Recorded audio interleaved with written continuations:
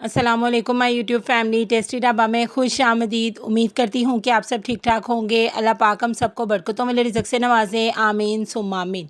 बारिशें तकरीबन हर जगह ही शुरू हो चुकी हैं और बारिश में हर एक का दिल करता है कुछ चटपटा सा मज़ेदार सा खाने को।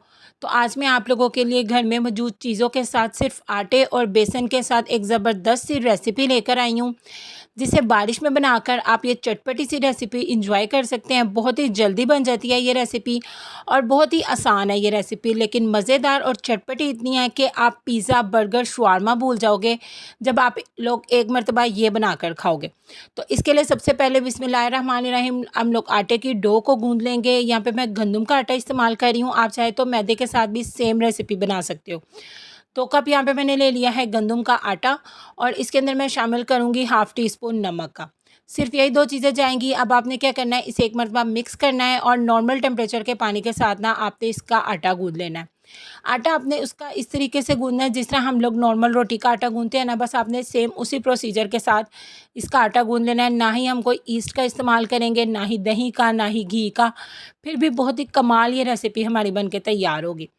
जब तक मैं यहाँ पे आटा गूंद रही हूँ, अगर अभी तक आप लोगों ने मेरे चैनल को सब्सक्राइब नहीं किया तो अभी जाके मेरे चैनल को सब्सक्राइब कर दो। वीडियो अच्छी लगे तो इसे लाइक, शेयर और कमेंट करना तो बिल्कुल नहीं भूलना और बेल आइकन को भी ज़रूर प्रेस किया करें ताकि आगे आने वाली वीडियोस आपको सबसे पहले देखने को मिले। यहाँ पे देखिए मैंने इसका आटा गूंद लिया है, बिल्कुल जिस तरह हम लोग आम रोटी का घर में गूंदते हैं ना, सेम उसी तरीके से। इसके ऊपर थोड़ा सा पानी लगा देंगे और इस कवर लगाकर इसको सेट होने के लिए रख देंगे तब तक जब तक हम लोग इसका बाकी का काम करते हैं। एक प्यारे से बाउल में मैं शामिल करूँगी 2 कप बेसन। बेसन मैं यहाँ पे छान के इस्तेमाल कर रही हूँ। आपके पास घर में जो भी बेसन मौजूद है ना, वो आपने यूज़ कर लेना है। 2 मीडियम साइज़ के प्याज को यहाँ मैंने स्लाइस में कटिंग किया हुआ है, इनके लच्छे अलहदा कर लेंगे और ये इसके अंदर शामिल कर देंगे। इन्हें आपने ज़्यादा ब्रीक स्लाइस नहीं करना, नॉर्मल ना छुरी के हेल्प से ना आपने इसे स्लाइस में कटिंग कर लेना है। इसके बाद अब हम इसके अंदर स्पाइसेस ऐड करेंगे। 1 टेबलस्पून भर के मैं मोटा कुटा हुआ सूखा धनिया शामिल करूँगी। हाफ़ टेबलस्पून इसके अंदर शामिल करूँगी नमक का। बहुत ही मज़ेदार से स्पाइसेस हैं, किसी को भी स्किप मत कीजिएगा। 1 टेबलस्पून भर के मैं इसके अंदर शामिल करूँगी चिली फ्लेक्स का। 1 टीस्पून इसके अंदर ज़ीरा शामिल करेंगे। ज़ीरा आपने साबुत ही शामिल करना है। साबुत ज़ीरे का इसके अंदर जो फ्लेवर है ना, वो बहुत ही कमाल का आएगा। हाफ़ टी स्पून मैंने यहाँ पे अजवाइन ले लिया है। अजवाइन को अपने हाथों से इस तरीके से क्रश करके तो इसके अंदर शामिल कर देना है। बहुत ही कमाल का फ्लेवर आएगा अजवाइन का। अजवाइन को तो स्किप बिल्कुल मत कीजिएगा।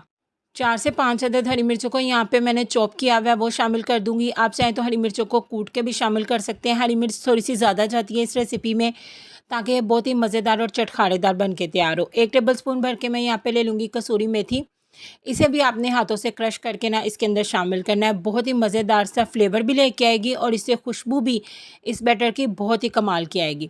हाफ़ टी स्पून मैं यहाँ पे बहुत ही प्यारे से कलर के लिए शामिल करूँगी हल्दी का। 1 टेबलस्पून भर के मैं यहाँ पे शामिल करूँगी अनारदाना। आप चाहे तो इसे मोटा-मोटा कूट के भी शामिल कर सकते हैं, लेकिन इसे आपने धो के यूज़ करना है। 2 से 3 टेबलस्पून यहाँ पे शामिल करेंगे हरा धनिया और 2 से 3 टेबलस्पून ही मैं यहाँ पे शामिल करूँगी पुदीने का। एक तो पुदीना इसको हाज़मेदार भी बनाएगा और दूसरा इसके जायके में भी बहुत ही ज़्यादा इजाफ़ा करेगा। ये तमाम चीज़ें शामिल करने के बाद अब आपने इन्हें करना है मिक्स। इसे मिक्स करने के लिए पहले मैं स्पैचुला का यूज़ कर रही हूँ। अब आपने क्या करना है, नॉर्मल टेम्परेचर का पानी ले लेना है, टैप वाटर ले लेना है। कोई गर्म या ठंडा कोई भी पाबंदी नहीं है ऐसी। नॉर्मल टेम्परेचर का पानी आपने इसके अंदर डाल के ना तो इसका ना एक बैटर तैयार करना है। बैटर की थिकनेस कैसी होनी चाहिए ये भी मैं आपको दिखाती हूँ, लेकिन आपने इसमें क्या करना है, थोड़ा-थोड़ा पानी ऐड करना है। अगर आप एक ही मरतबा पानी ऐड करोगे ना तो उससे इसके ना लम्स बनने लग जाएँगे। स्पैचुला को हम एक साइड पे रख देंगे, हाथों की मदद से इसे मिक्स करेंगे। जल्दी-जल्दी अपना जो बैटर है वो तैयार कर लेंगे। बैटर की थिकनेस इतनी होनी चाहिए कि ना ये ज़्यादा रनी फॉर्म में हो और ना ही ज़्यादा ये थिक हो। ये देखिए इस तरीके का जो बैटर है ना वो आपने तैयार कर लेना है। इससे क्या होगा, ये जो हमारी रोटी पराठा होगा ना उसके ऊपर अच्छे तरीके से स्टक कर जाएगा। ये हमने बना लिया है, अब इसे एक साइड पे रख देंगे। दूसरी तरफ यहाँ पे हमारा आटा सेट हो चुका था और उसके मैंने पेड़े बना लिए हैं। 2 कप आटे से तकरीबन 5 अदद नॉर्मल जो पेड़े हैं ना वो बन के तैयार होंगे। 1 अदद पेड़ा ले लेंगे। इसे सेम जिस तरह हम रोटी को बेलते हैं ना उस तरीके से आपने बेल लेना है। खुश्क आटा भी इसके ऊपर लगा लेना है ताकि ये ईज़िली अच्छे तरीके से बेली जा सके। जितनी एक रोटी की थिकनेस होती है ना उससे थोड़ी-सी ज़्यादा आपने इसकी ना थिकनेस रखनी है ताकि इसके ऊपर ये जो हमने मैदे का बैटर तैयार किया ना वो अच्छे तरीके से इसके ऊपर स्टक हो सके। तो यहाँ पे देखिए मैंने रोटी को जो है वो बेल लिया है। चूल्हे के ऊपर मैंने तवा रख दिया है ताकि वो बिल्कुल हल्का सा आपने गर्म करना है और बिल्कुल लो फ्लेम पे तवे को ना रखना है आपने चूल्हे के ऊपर। फ्लेम इसकी लो रखनी है। जैसे ही रोटी बेली जाएगी इसको इसके ऊपर डाल देंगे और अब आपने ना इसका एक साइड से पकने का इंतज़ार करना है। जैसे ये हल्की सी कच्ची पकी हो जाएगी एक साइड से, यहाँ पे देखिए इस तरह देखने से ही पता चल जाता है कि रोटी ना एक साइड से हल्की सी पक चुकी है। तो आपने क्या करना है, चम्मच की हेल्प से जो हमने बेसन का बैटर तैयार करके रखा हुआ है ना, इसके ऊपर स्प्रेड कर देना है। चम्मच से इसे फैलाना ज़रा मुश्किल होगा तो मैं यहाँ पे क्या कर रही हूँ, हाथ को एक मरतबा मैंने गीला कर लिया ताकि ये बेसन का बैटर मेरे हाथों के साथ चिपके ना, और तमाम रोटी के ऊपर इसको ना अच्छे तरीके से फैला दूँगी। आँच यहाँ पे बिल्कुल लो रखी हुई है मैंने, तेज़ बिल्कुल भी नहीं की। निहायत एहतियात से आपने ये काम करना है। तो जैसे ही इसको आपने इसके ऊपर स्प्रेड कर देना है, फिर आपने इसके ऊपर ऑयल लगा देना है या घी लगा देना है, जो भी आपके पास अवेलेबल है।